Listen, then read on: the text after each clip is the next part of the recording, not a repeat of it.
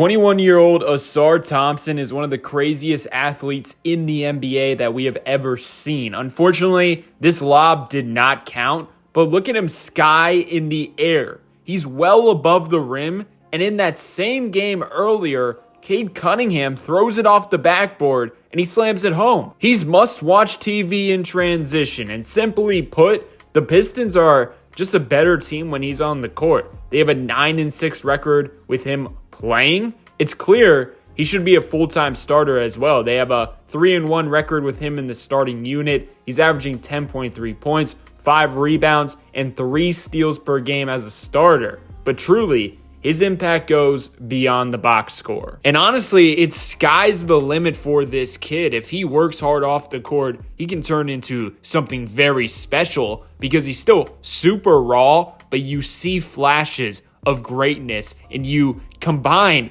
the athleticism that we have been seeing in these highlights with this type of skill. I mean, look at him against the Denver Nuggets. Crossover, and then the quick burst of speed between crossover, gets the defender leaning, and then not only that, but he's rising above everyone and slamming it home. And that's against a pretty good perimeter defender in Peyton Watson. That's the only reason he gets minutes with Denver, because his offense is a work in progress as well. So that was no easy task, but he made it look easy because of his athleticism and handle. And the great thing about him right now is you can play him because he already has winning qualities, winning role player qualities, and he's an archetype that every team is looking for. 6'6", wing, athletic, very, very quick on his feet, so he can guard a guard, but he can also guard a 3, guard some 4s as well. He can pretty much guard every single position with his athleticism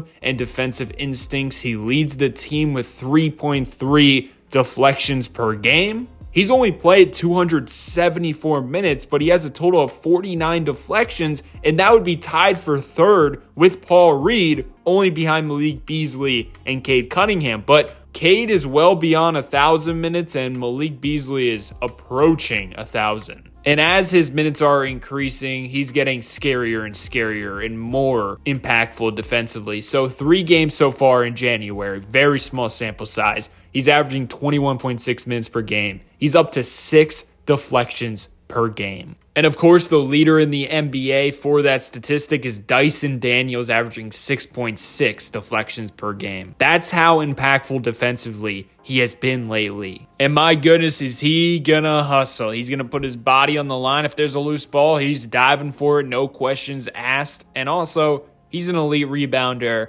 1.5 offensive rebounds per game for him on the year. And when he does get starter minutes, he's definitely a threat to give you a double-double, 10 plus points, 10 rebounds. I think if he were to consistently get starter minutes for a whole entire season and he were able to stay healthy, he'd probably be around like 6 to 8 rebounds per game, in my opinion. And just like his handle, he has flashes as a passer in transition or just often offensive rebound. He has great passing instincts. He does have more turnovers than assists, but he shows flashes in that category. He's just an all-around player. Of course, he needs to work on his three-point shot. He's shooting 22% from 3. Teams don't respect him off ball. That's probably going to be the case for most of his NBA career, but he's so gifted athletically. He's such a great cutter off the rock, great offensive rebounder, good in the short roll. He doesn't necessarily have to be a knockdown three-point shooter,